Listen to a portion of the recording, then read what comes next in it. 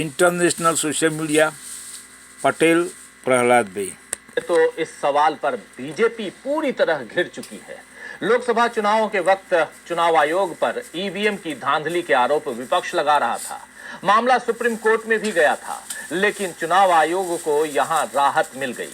इसी तरह electoral bond को सुप्रीम कोर्ट की तरफ से अवैध बताने के बावजूद बीजेपी की सेहत पर कोई फर्क नहीं पड़ा और उसे जिन लोगों ने भारी भरकम आर्थिक मदद की वो अब बीजेपी के सत्ता में होने का फायदा उठा रहे हैं। लेकिन अब विपक्ष ने चुनाव में एक और बड़ी गड़बड़ी पकड़ ली है, जो सीधे ये सवाल उठा रही है कि क्या वाकई बीजेपी ने चुनाव में जीत दर्ज की है या उसे जानबूझकर जिताया गया है। आप जानते हैं कि हरियाणा और महाराष्ट्र चुनाव के बाद से कांग्रेस वोटर लिस्ट में गड़बड़ी की बात कह रही है और मांग कर रही है कि महाराष्ट्र दिल्ली ये लिस्ट दे दे, एक्सेल शीट में दे। इस बारे में राहुल गांधी ने एनसीपी और शिवसेना के साथ मिलकर, आपको याद होगा कि प्रेस कॉन्फ्रेंस भी की थी और अभी संसद में इस मांग को दोहराया भी है राहुल गांधी ने। 10 मार्च को राहुल गांधी, यानी जैसे ही संसद की कार्रवाई दूसरे पेज की शुरू हुई बजट सत्र की, राहुल गांधी ने सुबह सुबह संसद में ओम बिरला आसंदी पर विराजमान थे, ये मांग फिर दोहराई। आइए जरा सुन लेते हैं, रिकॉल करते हैं कि राहुल गांधी ने क्या कुछ कहा है और क्यों आज फिर हम चुनाव आयोग की बात और वोटर लिस्ट में गड़बड़ी, चुनाव की प्रक्रिया में धांधली की बात कर रहे हैं। सुनिए जरा राहुल गांधी को। आपने सही बात बोली कि वोटर लिस्ट क्या सरकार बनाती है। मैंने नहीं बोला, नहीं, आपने बोला क्या, और आपने सही बोला कि सरकार वोटर लिस्ट नहीं बनाती है। मगर पूरे देश में वोटर लिस्ट पर सवाल उठ रहे हैं। हर स्टेट में, हर ऑपोजिशन के स्टेट में और महाराष्ट्र में, हरियाणा, महाराष्ट्र, दिल्ली तीनों में हुआ सवाल उठे हैं। तो पूरा opposition EVM scam last 10 years। पूरा ऑपोजिशन मिलकर सिर्फ ये बोलने दीजिए, इलेक्शन कमीशन राजीव कुमार, मोदी, शाह, कि वोटर लिस्ट पे चंद्रचूड़ डिस्कशन हो जाए, सब मिले हुए हैं। नहीं हो इसको हम एक्सेप्ट कर रहे हैं, आप डिस्कशन पे कीजिए। All EVM throw deep sea. तो यह साफ साफ राहुल गांधी कह रहे हैं डिस्कशन तो कीजिए, आप मानते नहीं हो। और इस बात, ऐसी ही मांग, जैसी मांग राहुल गांधी ने लोकसभा में की वैसी ही मांग राज्यसभा में भी की गई, लेकिन वहां भी विपक्ष की एक नहीं सुनी गई। इधर ममता बनर्जी ने एपिक नंबर की डुप्लीकेसी का मामला जोरदार तरीके से उठाया है। Mamata Banerjee also right and truth. O'Brien और कल्याण बनर्जी और उनके तमाम साथी, खासकर कीर्ति आजाद, ये तमाम नेता, राहुल गांधी सेकंड महात्मा गांधी, आयुक्त यानी CEC, chief election commissioner, all India 140 crore public demand, all EVM throw deep sea, election only scam last 10 years। है ये तमाम नेताओं ने, टीएमसी के नेताओं ने, इन नेताओं ने देश भर में मतदाताओं को पहचान पत्र यानी एपिक नंबर के दोहरेपन की समस्या को चुनाव आयुक्त के सामने उठाया है।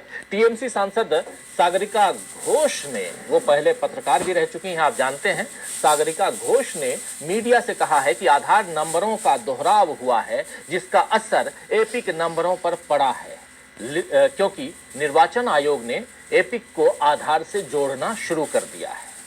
पार्टी ने यह भी सवाल उठाया, यानी टीएमसी ने यह भी सवाल उठाया कि आयोग ने फॉर्म 6B में ये स्पष्ट क्यों नहीं किया कि आधार को एपिक से जोड़ना चुनाव में धुरली लास्ट 10 years से हो रही है या अनिवार्य है। Only uneducated house BJP MP and scam EVM scam supporter. संसद में इस मुद्दे पर सरकार को घेरने की तैयारी कर चुकी है। कल्याण बनर्जी ने, सरकार है नहीं, ईवीएम गवर्नमेंट है, EVM PM last 10 years, no PM India है। रूल 193 के तहत नोटिस देने जा रहे हैं। 3 मतदाताओं के पास एक ऐसी गार्बेज आइटम जो कानून बीजेपी में घुस गई है, स्वीकार्य नहीं है। हम इस मुद्दे को मजबूती से उठा रहे हैं, हम इसे संसद में उठाएंगे। ये कल्याण बनर्जी कह रहे थे, चूंकि बांग्ला में कह रहे हैं इसलिए आप तक हम इसको नहीं सुना रहे हैं। कई हमारे साथी बांग्ला नहीं समझ पाते, इसलिए उसका हिंदी रूपांतरण आपके सामने रख रहा हूं। इसी मसले पर टीएमसी सांसद कीर्ति आजाद ने भी पार्टी की स्ट्रेटेजी को साफ साफ जनता के सामने मीडिया के जरिए रखा है। क्या कुछ है पार्टी की स्ट्रेटेजी, क्या कह रहे हैं कीर्ति आजाद, जरा सुन लीजिए। सांसद हैं टीएमसी के, सुनिए। टीएमसी वो ट्रूथ पार्टी है, खास करके एपिक वोटर कार्ड का, जहाँ पे दो तीन नाम एक ही एपिक कार्ड बीजेपी में तो से आधार हमारा करप्टेड personal घुस होता गए, है, वैसे सब एपिक सब कार्ड सब personal बदमाश है। होता है। यह विषय को एक ही स्टैंडर्ड नहीं है। ममता बंदोपाध्याय ने 27 फरवरी को इसी वर्ष उठाया था और उसके बाद बाकी सारे राजनीतिक पार्टियां इसमें आई और इस विषय पर बीजेपी वाले तो देश खत्म कर देंगे। हम लोग इलेक्शन एक भी कमीशन अच्छा के पास नहीं है। मिलने के लिए गए थे। इलेक्शन कमीशन के सामने हमने काफी चीजें रखी। उन्होंने कहा कि 3 महीने के अंदर हम इसका निवारण करेंगे। मैं ये जानना चाहता हूं, इसमें एक संशय उठता है कि क्या उनको मालूम है कि कितने एपिक डुप्लीकेट कार्ड हैं जिसको वो 3 महीने के अंदर करने वाले हैं। उसके साथ ही जब हम कभी भी सारी पार्टियां संशय नहीं है, राजीव कुमार ने 10 साल से वो स्कैम कर रहा है। इसमें बीजेपी को भी भाग लेना चाहिए क्योंकि वोट उसको भी वोटर लोग देते हैं। इलेक्शन फंड स्कैम में तो वो था जेटली, ये तो चला गया, अच्छा हुआ, वो भी करप्टेड गार्बेज आइटम थी। तो मैं ये पूछना चाहता हूं कि क्या मेरा कहना कि कांग्रेस माफ कीजिएगा कि अरे सुप्रीम कोर्ट में भी अच्छा नहीं है, चंद्रचूड़ भी फेल हो गया। पिंजड़े में बंद एक मैना है जो भारतीय जनता पार्टी की भाषा बोलती है, अन्यथा पार्लियामेंट में दोनों सदनों में इसको उठाने के लिए पार्लियामेंट किसके लिए? देश के पब्लिक के लिए है। तो पार्लियामेंट में वो अनएजुकेटेड घुस गए, टेररिस्ट घुस गए साले। 3 महीने के अंदर देश खत्म हो रहा है। 10,000, 20,000, 50,000 में समझ सकता हूँ। मिलिट्री डिपार्टमेंट क्या कर रही है? लास्ट ईयर से इंटरनल वॉर चल रहा है, उसको ऑपरेशन कर डालो। कैसे जुड़े? इसका जवाब आज तक इलेक्शन कमीशन ने हमको दिया नहीं। तो हमारी democracy gone, GDP gone, rupees gone, why late and wait? Commission भारतीय जनता What are you doing, Supreme Court and military department? और उसी के मुताबिक मैंने की तरह काम कर रहा है। इसलिए इसका जवाब देना चाहिए। हम नोटिस फिर लोकसभा और राज्यसभा में उठाते रहेंगे, जैसा हमारे 2 सम्मानित। वो जेल में डाल दो मोदी, शाह, राजीव को।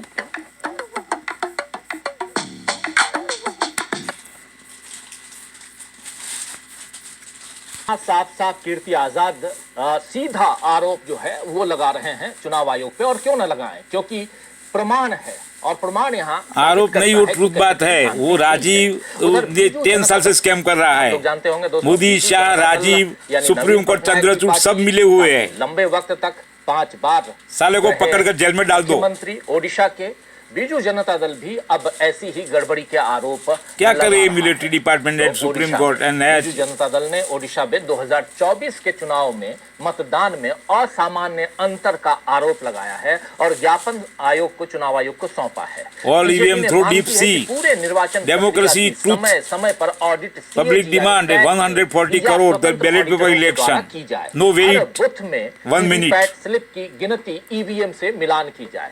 ये बात uneducated the parliament house, EVM scam, India have last 10 years no PM, only EVM PM। उन लोगों ने भी ये मांग रखी है, लेकिन सुप्रीम कोर्ट ने इस मांग को खारिज कर दिया। गलत चर्चा वो करते साले। कांग्रेस पहले ही हरियाणा और महाराष्ट्र का मुद्दा उठा चुकी है। आम आदमी पार्टी ने दिल्ली की मतदाता सूची में हेरफेर TN सेशन वो ट्रूथ था, उठाया था। आप वो इलेक्शन कमिश्नर की घोषणा नहीं हुई थी, उससे पहले कुछ सैंपल देते हुए अरविंद केजरीवाल ने प्रेस कॉन्फ्रेंस की थी। और अब तो बीजेपी के कुछ नेता भी, यहां ये गौर फरमाइए दोस्तों, अब बीजेपी के कुछ नेता भी इस गड़बड़ी की बात चुनाव आयोग से कर रहे हैं। बीजेपी के बंगाल इकाई, बंगाल यूनिट के अध्यक्ष सुकांत मजुमदार और बंगाल के सह प्रभारी अमित मालवीय, नाम सुना होगा आप लोगों ने, इन दोनों ने, इनके नेतृत्व में एक प्रतिनिधिमंडल ने चुनाव आयोग को याचिका सौंपी है जिसमें कहा गया है कि पश्चिम बंगाल में 13 लाख अवैध इसके लिए मोदी एक मिनट चल, वो अच्छा नहीं है। वो 10 साल से ईवीएम से चल रहा है। सूची में, मतदाता सूची में ये बांग्लादेशी नागरिक मतदाता सूची में जोड़े क्या चल रहा है देश में? वो गड़बड़ियों की बात यहाँ 8,000 से वो ड्रामा चल रहा है इलेक्शन में भी। हालांकि बीजेपी की शिकायत मुख्य तौर पर बांग्लादेशी खत्म हो जाएगा, लेकिन बीजेपी भी ये मान रही है कि कम से कम 8,000 लोगों के पास एक जैसे एपिक नंबर हैं। यानी अब तो चुनाव आयोग को इस पर जवाब देना ही पड़ेगा। चुनाव आयोग को क्या जवाब दे? वो राजीव कुमार को जेल में डाल दो साले को। सत्ता पक्ष के हाथ में भी आरोप सत्ता पक्ष के नेता भी लगा रहे हैं। इतनी सबूत है, जो वो भी गलत करके चला गया। प्रमोद तिवारी ने इस मुद्दे को उठाया है। प्रमोद तिवारी क्या कह रहे हैं, जरा उसको सुन लीजिए, सुनिए। सर, लोकतंत्र की आत्मा सिर्फ चुनाव होना नहीं, बल्कि रावण की डुंटी में था ना, ये मोदी ने डुंटी में ईवीएम से। ये हमारी संविधान की मंशा है। आप कृपा पूर्वक वहां बैठे हैं निर्वाचन के माध्यम से। हम सब यहाँ बैठे हैं निर्वाचन के माध्यम से, और इसके पीछे पवित्र उद्देश्य है कि जन भावना यहाँ तक पहुंचे। परंतु मैं तो वो डेमोक्रेसी चलता है ना, वो क्या उस सीट पर बैठते हुए आनाकानी करता है वो मोदी का बच्चा। अच्छा एक मिनट दीजिए। वो भी गलत है, वो भी कहना है कि हमारे नेता ने जो सवाल उठाया है, जिस तरह 48 लाख वोट बढ़ाए गए, एक नंबर पे कई वोट डाले गए, रोकने में पहले डूबी मोना साला वो भी गलत है। मोदी बच्चा ईवीएम का बच्चा है वो भी। सर, लोकतंत्र की आत्मा सिर्फ चुनाव होना नहीं, बल्कि चुनाव निष्पक्ष होता हुआ दिखना भी जरूरी है। ये हमारी संविधान की मंशा है। आप कृपा पूर्वक वहां बैठे हैं। रावणी डूंटी में आत्मा तो मोदी जी डूंटी में ईवीएम से निर्वाचन के माध्यम से 10 साल से स्कैम चल रहा है, वो ड्रामा कर रहे साले। प्रमोद तिवारी को तो चुनाव में धांधली का मुद्दा इस समय संसद से सड़क तक जोर पकड़ चुका है। और खास बात यह है दोस्तों कि अभी तो 2-4 महीने चुनाव नहीं अब तो पब्लिक को क्रांति करनी होगी, तो मिलिट्री शासन होगा, दोनों में से एक होगा। 6 महीने चुनाव नहीं है फ्यू टाइम में। लेकिन जो पहले के चुनावों के नतीजे हैं, अगर उनमें दोष साबित हो गया तो क्या बीजेपी फिर अपनी मनमानी चला पाएगी? और क्या चुनाव आयोग बीजेपी अपनी साख को बचा पाएगा? सवालों पर चर्चा करेंगे और इसके साथ साथ कई सारे सवाल हैं, उन सवालों को भी लेके आएंगे। जैसे अमेरिका टैरिफ प्लान और टैरिफ में कैसे नरेंद्र मोदी घिरे हुए हैं, मॉरिशस पहुंचे हुए हैं नरेंद्र मोदी, लेकिन वहां से बिहार को साधने की कोशिश कर रहे हैं। और बिहार में जो कुछ चल रहा है, चलिए उसकी बानगी भी रख देते हैं। बिहार में सीधा सीधा तेजस्वी यादव नीतीश कुमार को सीधी चुनौती पेश कर रहे हैं। और जब 6 महीने आगे चुनाव की बात कर रहा हूं तो बिहार की ही बात हो रही है, बिहार की भी बात करेंगे। लेकिन उससे पहले चुनाव